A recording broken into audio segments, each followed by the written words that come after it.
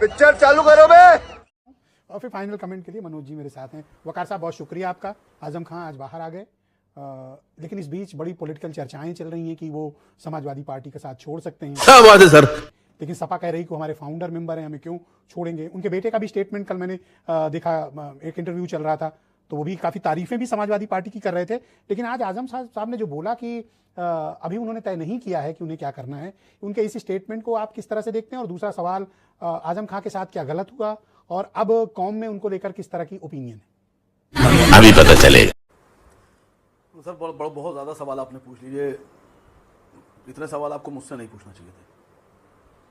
आपने जो सवाल पहले पूछा था समाजवादी पार्टी के नेता से कि क्या आजम खान साहब सियासी तौर पर कोई कदम उठाएंगे, उसका जवाब ये है सर कि सियासत तो 50 साल कर ली, अब उनके सामने उनका परिवार है सर।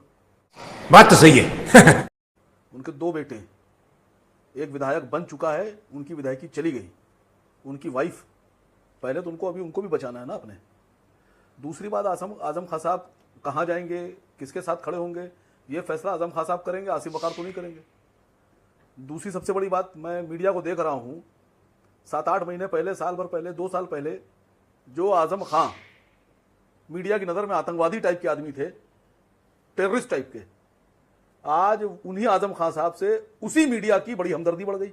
ये भगवान क्या जुल्म है। अब वो मीडिया कह रही है आजम खान साहब बेचारे ये।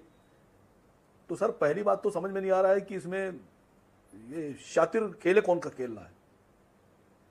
और आप बार बार पूछ रहे हैं समाजवादी पार्टी से, समाजवादी पार्टी बेचारी क्या कहे। वो यही तो कहेंगे कि वो फाउंडर मेंबर है, वो हमारे साथ थे, हैं, रहेंगे। इसके अलावा आप उनसे क्या सुनना चाहते हैं सर। और सबसे बड़ी बात, अभी आप एक फैक्टर पर बहस ही नहीं कर रहे हैं। आप बार बार हम लोगों से पूछ रहे हैं, पैनल में जो लोग हैं उनसे पूछ रहे हैं कि क्या होगा। सर चर्चाएं तो बहुत हैं मार्केट में, सियासी मार्केट में बहुत चर्चाएं हैं। और चर्चाएं तो यह है कि सब कुछ अंदर तय हो गया, पहले ही तय हो गया है, और जब पूरी डील हो गई तब आए, ये भी चर्चा है सर, जबकि मेरे पास इसकी कोई जानकारी नहीं। मेरे पास भी नहीं है। आप बता रहे हो तो मुझे पता चला। बोलने दे, तकलीफ हुआ है बेचारे को।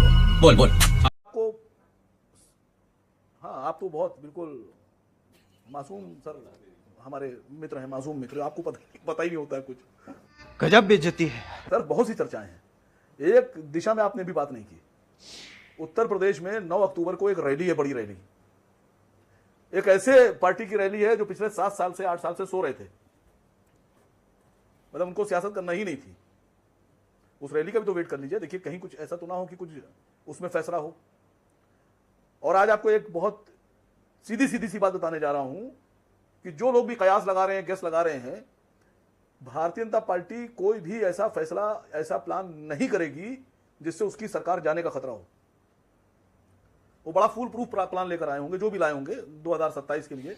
अब वो मेरे पास तो प्लान नहीं है सर। ऐसा प्रतीत होता है आपकी बातें सुनकर कि आजम खां की रिहाई को लेकर, उनकी राजनीति को लेकर आप थोड़ा तिलमिलाए हुए हैं और आप तमाम संभावनाएं प्रकट कर रहे हैं। आप उनकी पॉलिटिकल इंटीग्रिटी पर डाउट क्रिएट कर रहे हैं।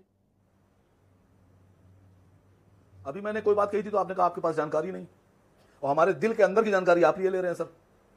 ये बड़ा कमाल है सर। ये मतलब फार्मूला मुझे दीजिएगा आप कि हम भी सबकी दिल की जानकारियां लेते फिरेंगे। मैंने आपको वो बातें बताई हैं जो बातें आप लोगों से कहलाना चाह रहे थे या आप खुद सोच रहे थे। मैं आपसे जो कहना चाह रहा हूं कि आपने कहा कांग्रेस में जाएंगे, बहुजन में जाएंगे, इनके साथ जाएंगे, उनके साथ जाएंगे। सर ये सब आजम खान साहब पे छोड़ दीजिए सर। सर इतनी तल्खी और तिलमिलाहट आपके शब्दों में क्यों दिख रही है मुझे आज आप सामान्य तरीके से नहीं बोल रहे हैं। ऐसा लगता है किसी बात को लेकर आप खिसियाए हुए हैं। कोई बात है जो आपके दिल में चुभ रही है कि आपको पसंद नहीं आया कि मुसलमानों का इतना बड़ा रहनुमा आज बाहर आ गया है। नहीं, कौन सी बात से किसी आए हैं हम, वो जरा बता दीजिए, बात ही बता दीजिए मुझे। मैं जानकारी चाह रहा हूं सर आपसे। मुझे पता नहीं है सर। मैं आपसे आज जैसे तल्खी है आपके शब्दों में, फिर मैं आपसे सामान्य तौर पर आप ऐसे होते नहीं हैं। आज आप कुछ नाराज, कुछ गमगीन। सर वेट कीजिए, भारतीय जनता पार्टी कोई भी ऐसा प्लान नहीं बनाएगी जिससे उसकी सरकार जाने का खतरा हो जाए उसको। और मैं आपसे बहुत गुजारिश और अदब के साथ कह रहा हूं कि खान साहब, आजम खान साहब बहुत सीनियर पॉलिटिशियन हैं, हमारे सीनियर रहे हैं, बेहतरीन इंसान हैं। उन्होंने 50 साल अपने पॉलिटिक्स में दिए हैं। अब उनके सामने पॉलिटिक्स के साथ साथ परिवार भी है। क्या एमआईएम और आसिम वकार आपके सामने से आजम खां की रिहाई का स्वागत करते हैं? यस वेलकम, बहुत वेलकम। Thank you, sir. 104 मुकदमे हैं, बार बार बीजेपी के प्रवक्ता जी बोल रहे हैं, बार बार बीजेपी प्रवक्ता बोल रहे नहीं, हैं। आप तो इनके लिए अभी खान बरी नहीं साहब हुए। साहब हो गए हैं। आप अभी चाहें तो बरी आप भी नहीं साहब हुए। ले ले, बीजेपी के लिए तो खान साहब साहब हो गए हैं। एक लाइन मैंने बोली थी, उसको फिर से बोल रहा हूं।